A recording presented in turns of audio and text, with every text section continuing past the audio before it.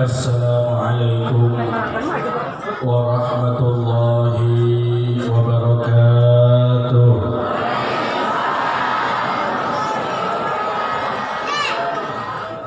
Bismillah, alhamdulillah, wassalatu wassalamu ala rasulillah Sayyidina Muhammad bin Abdillah wa ala alihi wa sahbihi wa man wala wa la hawla wa la quwwata illa billah, amma ba'da.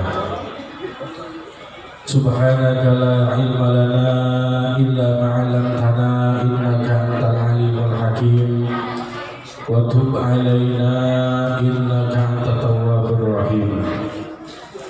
Hadratal mukarramin wal mukarramat, para habaib, para duriyah baginda Rasulullah sallallahu alaihi wasallam, para alim ulama, kiai, asatid, para pewaris baginda Rasulullah sallallahu alaihi wasallam, para tokoh agama, tokoh masyarakat, tokoh pemerintahan, Bapak Kubu Desa Cidadap, Kepala Dusun Kampung Kiroke beserta jajarannya, Bapak Ketua RW, RT, hadirin hadirat kaum muslimin muslimat, wabil khusus guru kita semuanya, Al-Habib Ahmad bin Abdullah Al-Kaf, juga kesepuhan orang Al-Habib Abu Bakar bin Yahya, juga tetamu kita yang selama ini alhamdulillah kita merasa terhibur dengan lantunan sholawatnya.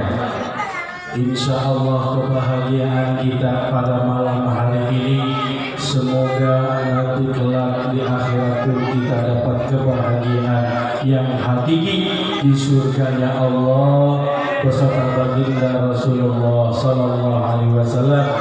Gus Aldi yang datang dari Karawang, mudah-mudahan beliau senantiasa diberikan sehat walafiat, panjang umur di sela kesibukannya, mudah-mudahan terus diberikan keberkahan oleh Allah Subhanahu wa taala.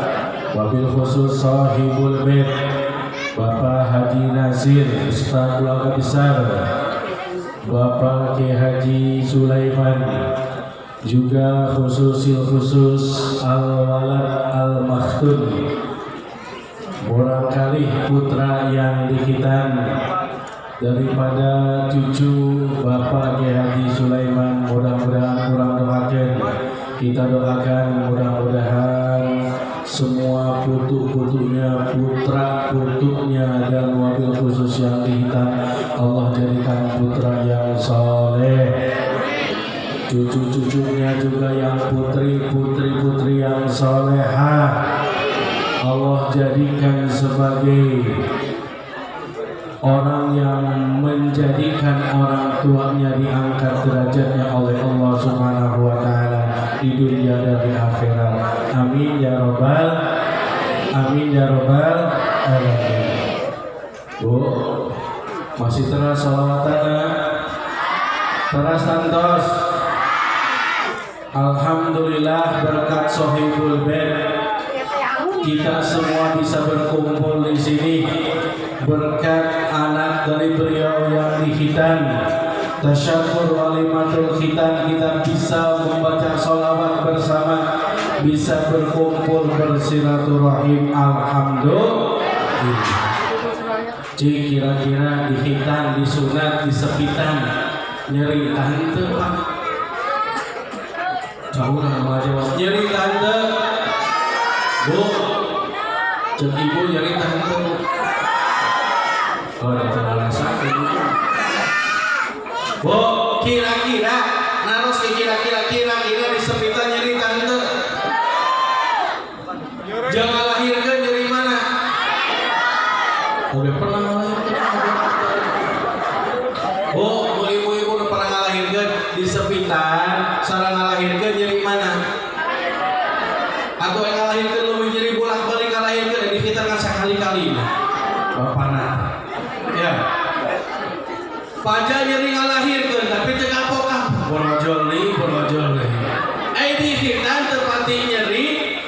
kali-kali. Kunaon Bu? Kunaon Pak? Ngalahirkan, ingat-ingat, ibu melahirkan itu buah daripada kasih sayang seorang suami kepada ibu. Terus anak sekarang dihitan itu pun daripada bukti kasih sayang kedua orang tua, ibu bapaknya, nenek kakeknya, keluarga besarnya. Ayo dihitan. Anaknya kadang belum siap, disiap-siapkan. Belum mau, disuruh mau, dibebenjokkan. Bila kudu, bila harus, sok naik kuda renggong. Oh, yang ayeuna nanggap Gus Aldi, maaf nanggap tuh. Terus tenawan, sok aya kosong tuh. Mintanya apa tanggal 18 ini? Gus Aldinya bisa tanggal 17. Alhamdulillah. Untuk siapa ini? Untuk keberkahan ini anak yang dihitan. Berarti kalau orang tua menghitan anaknya, ini menyakiti apa mengasih sayang, menyakiti apa memberikan kasih sayang. Masihan kade deh, tangannya nyeri, sibuk kita dikeurut imerik kade deh, sampai jejeritan, sampai dipaksa. Ya, kenapa? Nah, ini harus kita pikirkan Bapak Ibu, bahwasannya tidak semua pemberian kasih sayang kita kepada anak kita, kasih sayang orang tua kepada kita, kasih sayang seorang guru kepada kita, tidak harus semua menyenangkan buat kita sekarang ini. Betul? Kolot, jangankan dikasih pisau anaknya, aya leungit nempel baik, disabet, nggak dibiarkan. Anak ini nggak boleh terluka sedikit pun. Ada anak ini dipukul sama sesama anak tetangganya. Anak tetangganya kadang dimarahin. Saking apa? Saking nggak boleh anak kita dilukai oleh orang lain. Loh, tapi kok boleh dilukai sama dukun kita, dukun sunat, sama dokter sunat? Kenapa? Karena dilukai ini merupakan tanda kasih sayang seorang orang tua kepada anaknya. Lamun ayeuna murang kali umur 5 tahun, 6 tahun, 7 tahun candi sepitan, engke di sepitana kira-kira umur 17 tahun, berarti saking karunya, nah tapi saking tegana orang tua. Hah? Bu, lulus SMA kakarek di sepitan. Dia dokternya kayak mempun, mau airnya cep, kecuali tadi ibu-ibu yang janda-janda cepet. Astagfirullah. Yaitu saking kasih sayangnya, makanya baginda Rasulullah Shallallahu Alaihi Wasallam suatu ketika didatangi seorang sahabat At-Tamimi, dan baginda Rasul Shallallahu Alaihi Wasallam ketika ada tamu ini sahabat At-Tamimi didatangi Sayyidina Hasan, cucu baginda Rasul Shallallahu Alaihi Wasallam.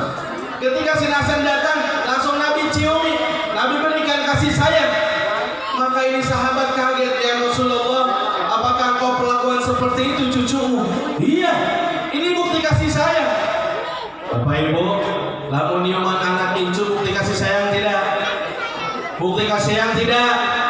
Ngasih makan yang enak-enak bukti kasih sayang tidak? Aduh canggih juga ya. Sholawatan dulu. Jawab Bapak Ibu, kita memberikan keinginan seorang anak, nurutkan kahayangna, nurutkan kahayang incu, bukti memberikan kasih sayang tidak? Bu, belum tentu kumaha kahayangna. Ini baginda Nabi memberikan ciuman kepada cucunya. Ini sahabat loh, ya Rasulullah, saya punya anak 10, dari nomor pertama nucika lebih kamu bungsu 10 pernah, can pernah dicium siap itu. Wah, ini seorang bapak yang kurang kasih sayang. Apa kata Rasul? Man la yarham la yurham. Ini hadisnya Bukhari sahih. Orang yang nggak berkasih sayang nggak bakal dapat kasih sayang dari Allah Subhanahu Wa Taala. Jalma mun kurang kasih sayang, tepati kasih sayang, fokusnya Allah mau diberi kasih sayang. Tapi kasih sayang model apa? Bahkan memberikan kasih sayang kepada seorang anak itu bisa melebur dosa. Suatu ketika ada sahabat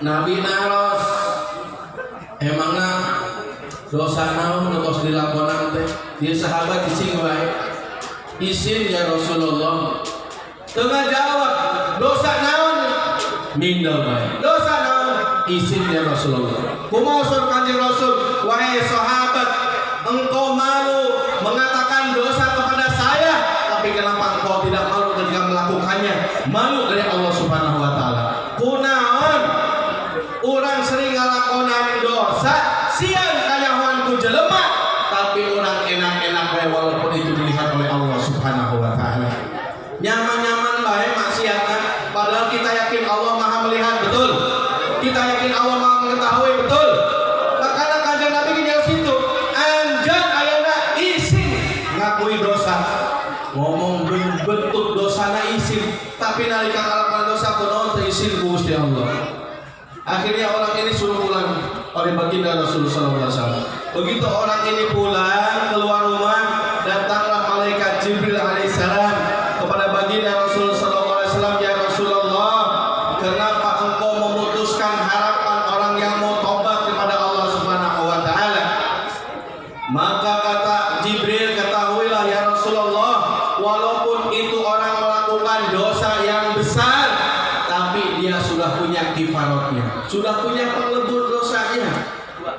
Orang ini melakukan dosa besar, cuma sudah punya penglebur dosanya.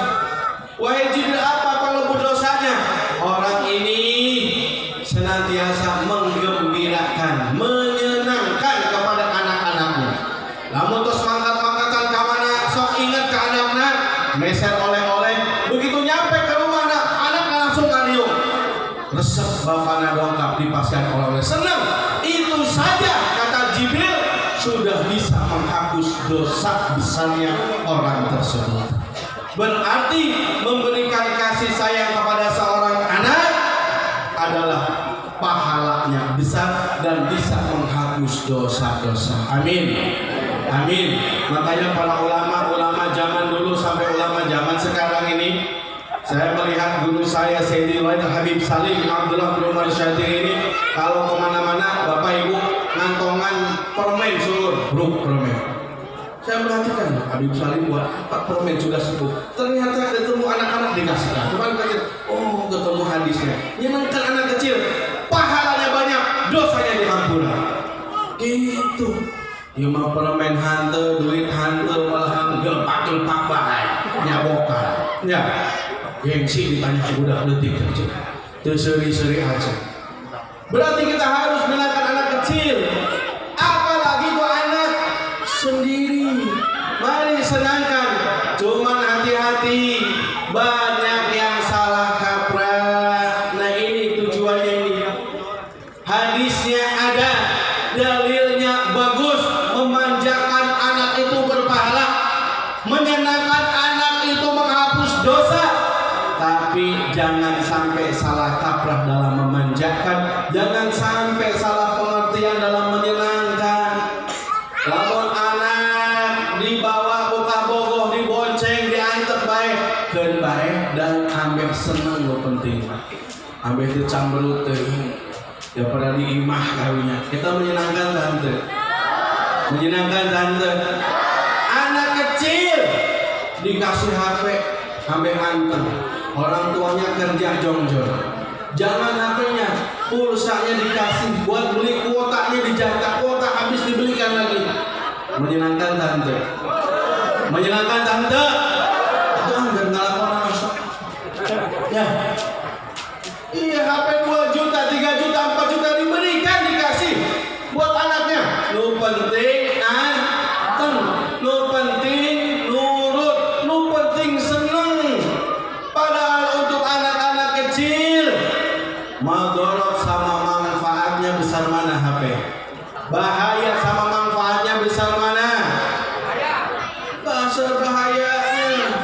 Anak-anak main, lihat TV, ke PS, ke pasar, ke terminal, ubral-abrul, ke lampu merah, ubral-abrul, lihat bola, sampai lupa ngaji, lupa ke madrasah, lupa ke musola, lupa sholat, dibiarkan saja. Katanya biar senang dulu mumpung masih anak-anak.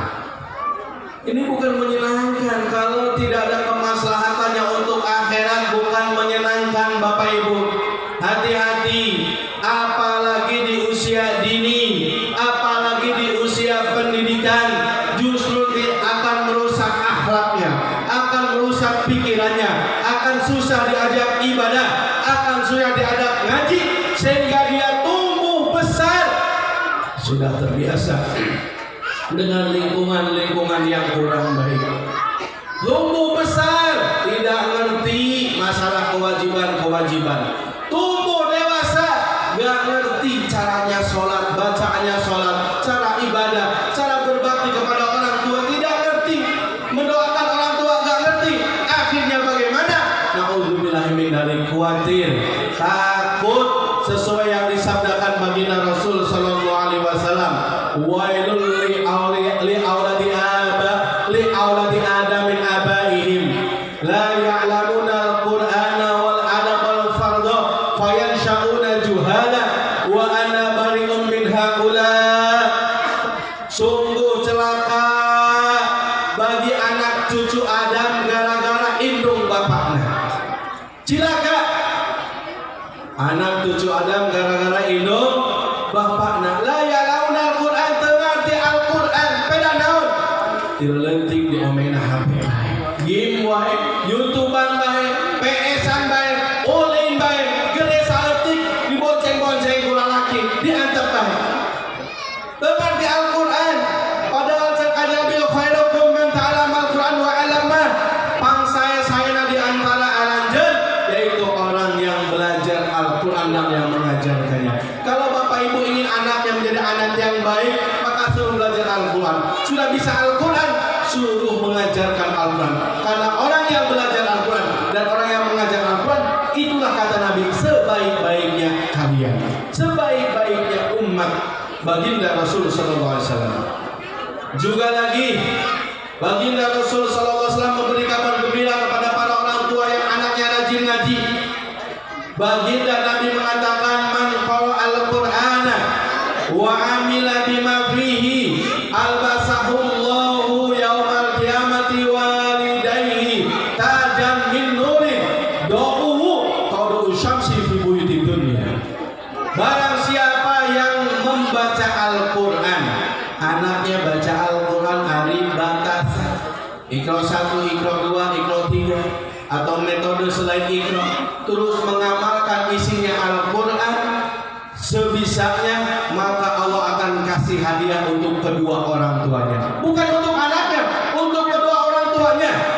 Nanti anak bapak ibu yang bisa baca Al-Quran dan beramal sebagaimana isinya Al-Quran, maka orang tuanya akan dapat hadiah hari kiamat, dikasih mahkota oleh Allah, yang mana mahkota ini terbuat dari cahaya, yang mana cahayanya ini lebih terang daripada cahaya matahari di dunia. Maka kata Nabi, fama dzanukum billadzi amila bihada. Terus bagaimana anaknya yang mengamalkan ini?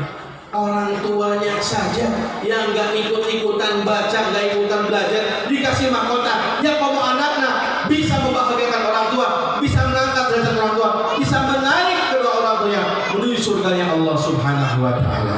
Amin. Wal adaba wal fardhu, juga tidak mengajarkan adat, tidak mengajarkan kewajiban, tidak mengajar tata krama. Akhirnya anak ini penyakit lahir, penyakit batin, kelakuannya luar biasa, hancurnya. Hatinya juga sakit, keras, nggak mau nerima nasihat, nggak mau diajak kebaikan.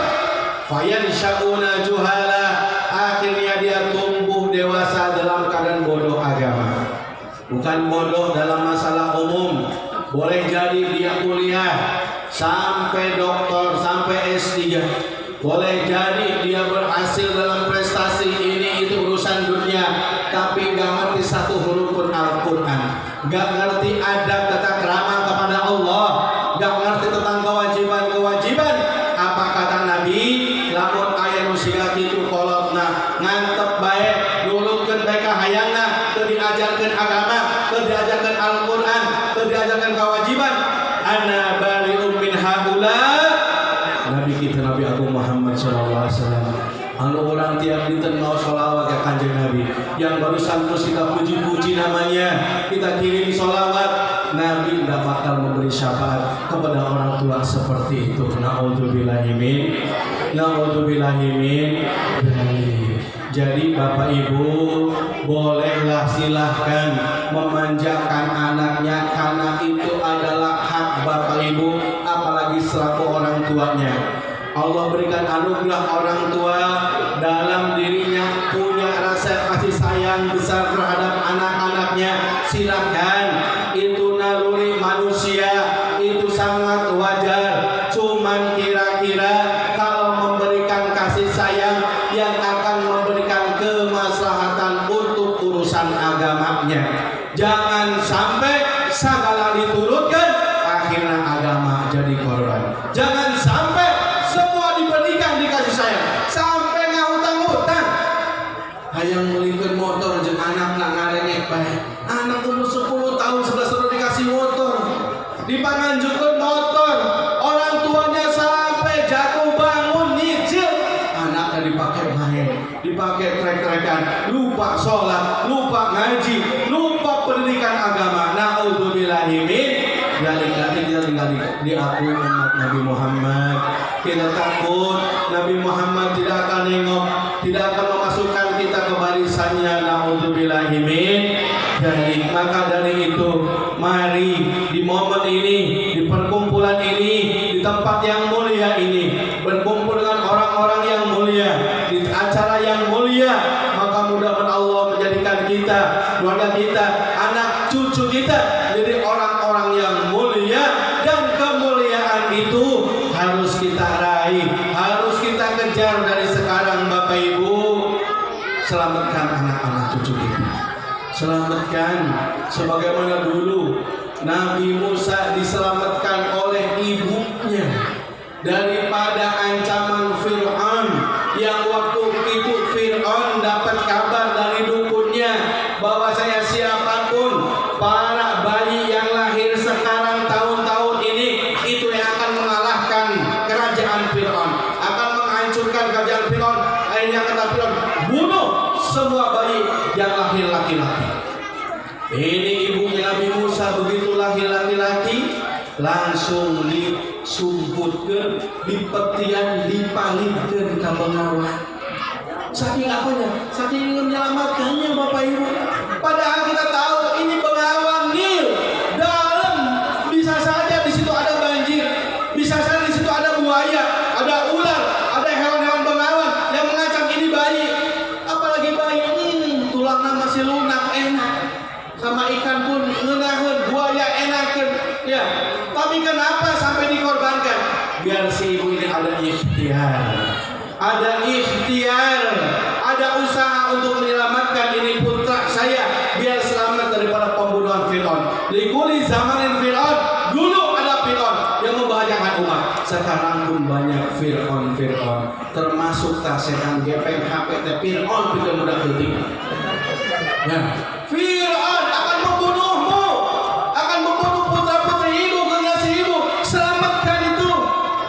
Ya, masukkan ke pondok-pondok pesantren, masukkan ke madrasah, masukkan ke sekolah-sekolah yang ketat, yang betul-betul mendidik, yang betul-betul mengarahkan kepada